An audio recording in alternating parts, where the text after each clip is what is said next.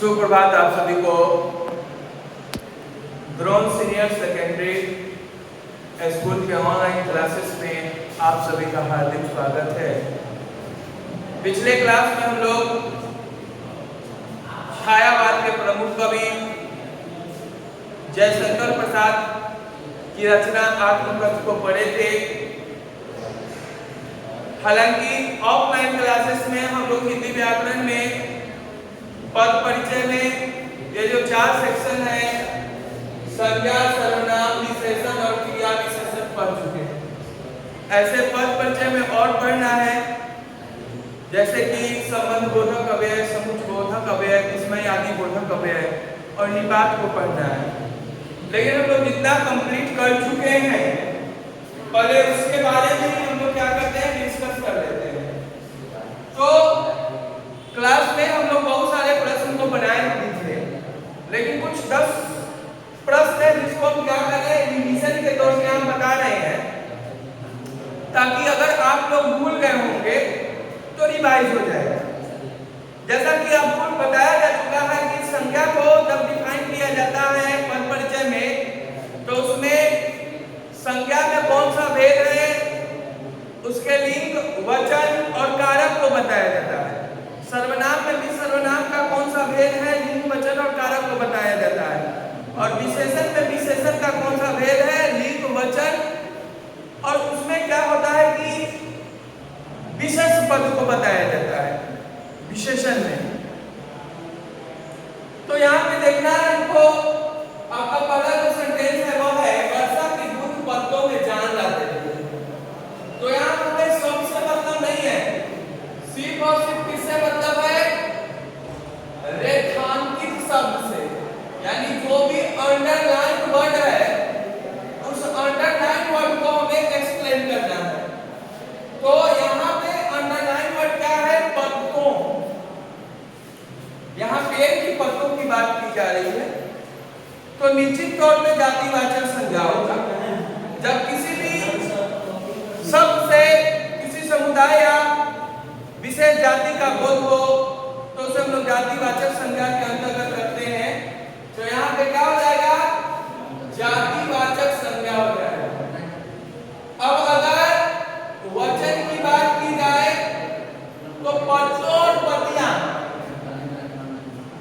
हाँ, पत्तों और पत्तियां, पत्तों और पत्तियां जो है बहुवचन, क्योंकि इससे एक से अधिक का बोध होता है, तो क्या होगा, बहुवचन होगा। अब यहाँ की लिंग निर्णय, तो हम बता चुके हैं कि लिंग निर्णय 2 तरीके से किया जाता है। कुछ शब्द ऐसे हैं जो हम लोगों को पता होता है कि स्त्रीलिंग है या पुल्लिंग है। कुछ शब्द ऐसे हैं जिसका आकारांत और इकारांत देखा जाता है। अगर आकारांत है तो पुल्लिंग और इकारांत है तो स्त्रीलिंग। लेकिन यहाँ पे थोड़ा सा आप किसी सेंटेंस से रिलेट कीजिए। जैसे पत्तियां क्या होती है, मुरझाकर गिरती है। आप कभी ये नहीं सुने कि पत्तियां मुरझाकर गिर रहा है, नहीं, पत्तियां मुरझाकर गिर रही या मुरझाकर गिर रही पत्तियां। तो ये क्या हो जाएगा, स्त्रीलिंग हो जाएगा। अब कारक, कारक बताना है। तो यहाँ पत्तों के बाद क्या लगा हुआ है, में। तो जिस भी सेंटेंस में में चिन्ह लगा हो तो अधिकरण कारक होता है। अधिकरण में पर, तो क्या हो जाएगा, अधिकरण कारक। इस तरीके से जब चारों चीज को हम लोग एक्सप्लेन करते हैं तो 1 मार्क्स हमको बोर्ड में मिलता है। यानी कि आपको 5 मार्क्स का जो है पद परिचय आता है आपके बोर्ड परीक्षा में। जैसे दूसरा सेंटेंस में हम लोग ध्यान देंगे, मैं यहीं बैठता हूं। तो बैठना क्या है, क्रिया है। बैठना क्या है, और क्रिया है। और यहाँ क्रिया की विशेषता बता रहा है कि यहीं बैठता हूं। तो हम आप लोग को बताए थे कि जो कहां का जवाब दे देगा वो स्थानवाचक क्रिया विशेषण, जो कब का जवाब देगा वो कालवाचक क्रिया विशेषण, और जो कैसे का जवाब दे देगा रीतिवाचक। तो यहाँ पे क्या जवाब दे रहा है कि मैं कहाँ बैठता हूँ, तो यहीं।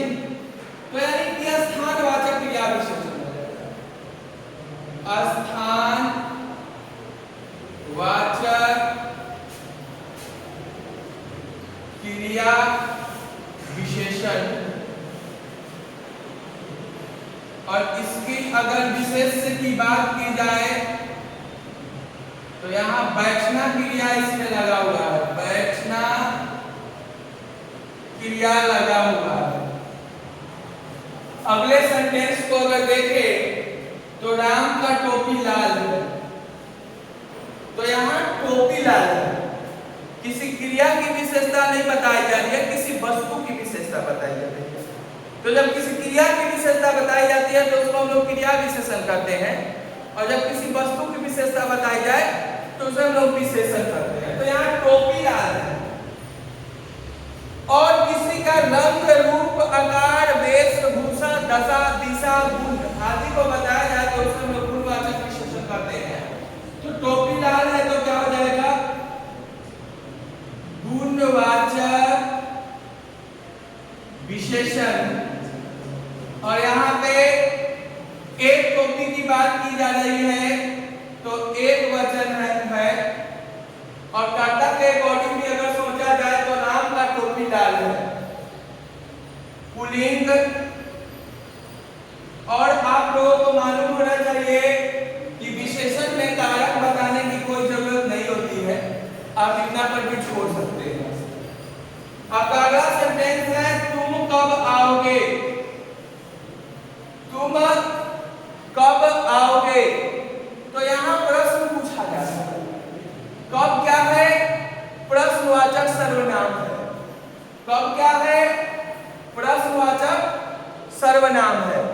लेकिन यहाँ पे क्या है कि तुम कब आओगे, यानी कब का मतलब हो गया आज आओगे या कल आओगे या परसों आओगे, क्योंकि कब का जवाब तो यही होगा। तो अगर इसके हिसाब से सोचा जाए तो यहाँ पे जो कब है वह सर्वनाम नहीं होगा। यहाँ पे जो कब है वह सर्वनाम भी नहीं होगा, वह अव्यय में आ जाएगा, जो कि आपको अगली क्लासेस में पढ़ाना है। हाँ, वही सेंटेंस अगर ऐसे रहता कि यानी कब जो है किसी संज्ञा के जगह पर आता तो इसको हम लोग सर्वनाम मानते, क्योंकि जो संज्ञा के बदले में प्रयुक्त हो उसको हम लोग क्या कहते हैं? सर्वनाम कहते हैं। सर्वनाम हमेशा संज्ञा के बदले में आता है। ऐसे हम लोग अभी अव्यय नहीं पढ़े हैं, अगले क्लास में उसको पढ़ेंगे। तो इस हिसाब से अगर कब को देखा जाए तो क्या हो जाएगा? प्रश्नवाचक सर्वनाम होता है। और तुम एक वचन है, पुल्लिंग है, और जहां पे कोई चीज नहीं मिले उसमें कर्ता कारक होता है। जैसे आप अगले सेंटेंस को देखेंगे, मैं अध्यापन काल में पारंगत हूं। पारंगत कहने का मतलब है कि निपुण हूं। तो मैं क्या है? एक सब्जेक्ट है, और हम बताए थे कि जितना भी सब्जेक्ट है वह सब का सब पुरुषवाचक सर्वनाम में आता है। तो मैं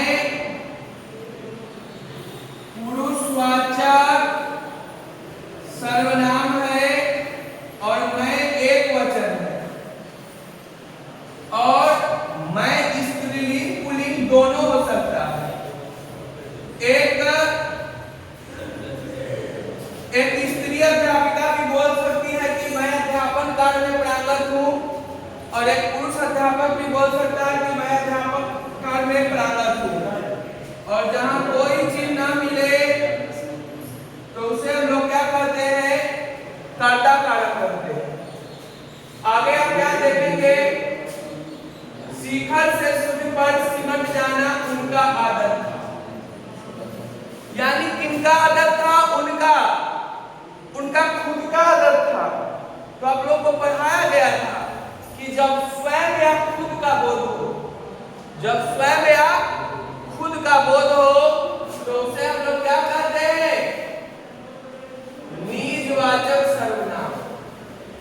जिस सर्वनाम से स्वयं या खुद का बोध हो उसे निजवाचक सर्वनाम। और उनका आदत था सिमट जाना, तो एक वचन किसी एक व्यक्ति के बारे में कहा जा रहा है, और यहाँ पुल्लिंग के लिए कहा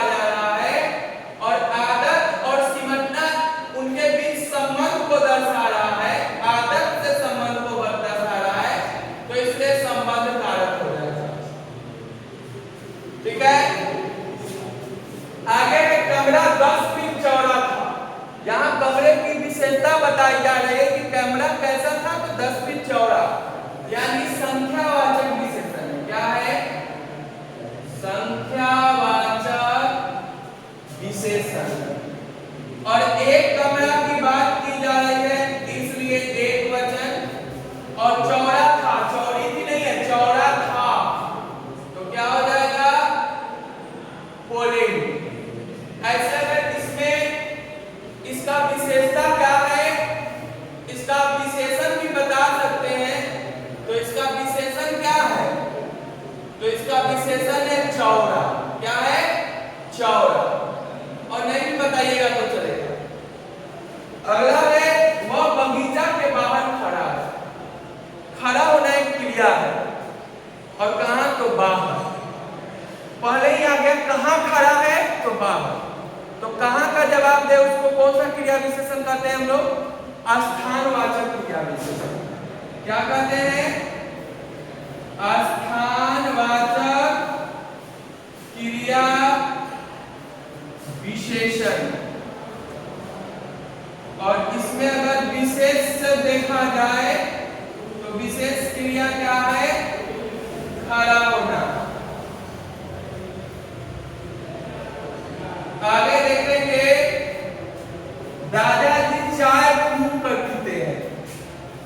तो यहाँ प्रश्न क्या है कि दादाजी कैसे चाय पीते हैं? तो फूंक कर। कैसे का जवाब दे रहा है, तो क्या हो जाएगा? रीतिवाचक। रीतिवाचक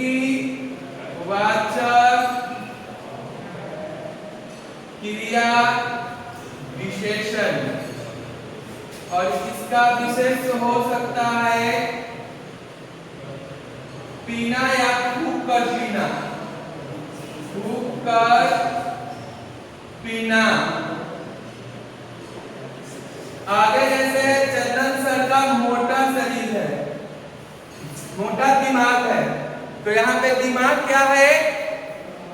दिमाग कोई क्रिया तो है नहीं। अगर दिमाग क्रिया होता तो क्रिया विशेषण होता, तो दिमाग तो क्रिया कोई है नहीं।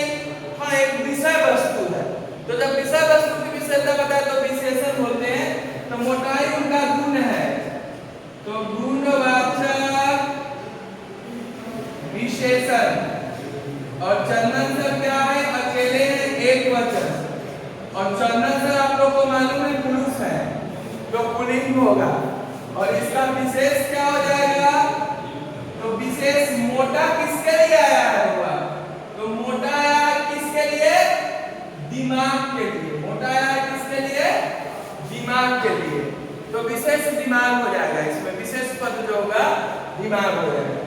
तो आज की क्लासेस में इतना ही। फिर हम लोग कल की क्लासेस में हम लोग अलंकार पे डिस्कस करेंगे, अलंकार के बारे में पढ़ेंगे। ऐसे क्लास 10 में आपको 4 ही अलंकार पढ़ना है: मानवीकरण, उत्प्रेक्षा और श्लेष अलंकार और अतिशयोक्ति अलंकार। कभी कभी में भी धोखा से रूपक और उपमा पूछ देता है, तो हम लोग उसको भी ले लेंगे ताकि आपको दिक्कत नहीं हो। बाकी होमवर्क को ध्यान से कीजिए। फिर मिलते हैं अगली क्लासेस में। Thank you.